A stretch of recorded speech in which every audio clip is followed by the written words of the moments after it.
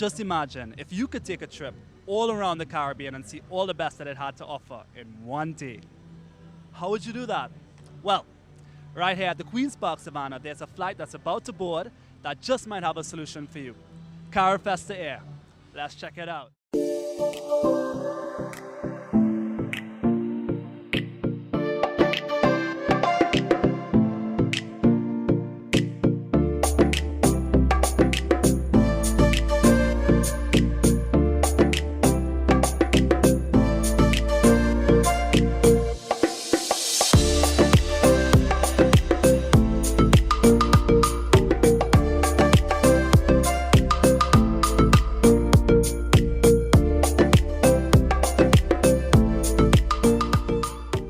Thomas, you're the one responsible for Streets of the Caribbean, this magnificent setup that we see here in the Queen's Park Savannah for Carifesta 14.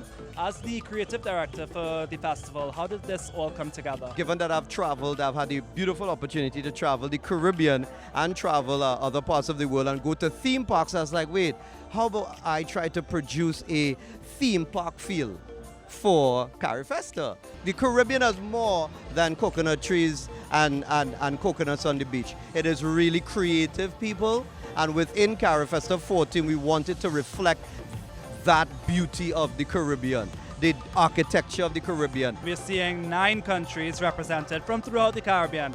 Can you tell me what are these 9 countries and why were they chosen? I began to brainstorm. It has had 14 Carifestas, but it has happened in 9 locations. So I started to design in my mind, maybe we could bring a piece of each one of those 9 countries to Trinidad and Tobago and put it to the Grand Market, so that one, it will be an educational experience for Trinidadians coming who may never travel anywhere, but it will also be very welcoming for islands, because Carifesta is about the Caribbean. It's about the celebration of the Caribbean. So I wanted people to walk in and be wowed. So the plane is basically the beginning of the trip to the streets of the Caribbean. When they come out of the plane, you would see Carifesta Past, which is the St. John's Cathedral, Antigua Barbuda. That is Carifesta in the next 2 years.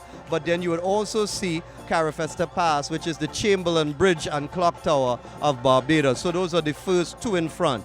As you come up the street, you would see Cuba, you would see Suriname, you would see Guyana, you would see St. Kitts Clock Tower at the top of the street.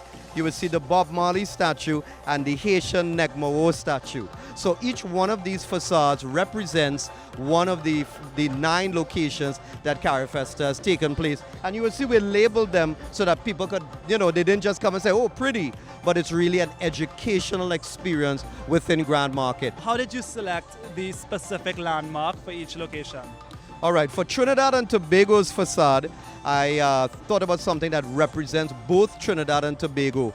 And then there's quite a lot, but I think when you come to Trinidad and you go across to Tobago, you think about the twins, the financial complex, the Eric Williams Financial Complex.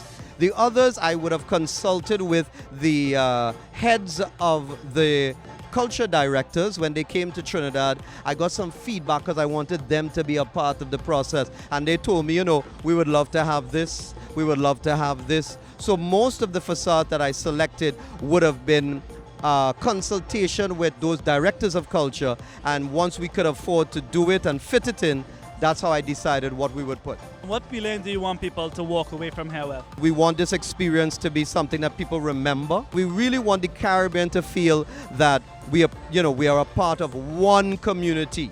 Because, around the world, they're all blocks, the US, the UK, the Caribbean, Carifesta and CARICOM, of course. This initiative is to really keep the Caribbean together and to celebrate the arts. So I hope that people have a wonderful time and we leave an indelible memory with sight, sound, taste, touch experience at Carifesta's Grand Market. The goal of Carifesta is to bring people from the Caribbean together and get us excited about each other's culture. So after seeing this, I can safely say I've added some new Caribbean countries to my bucket list, so mission accomplished.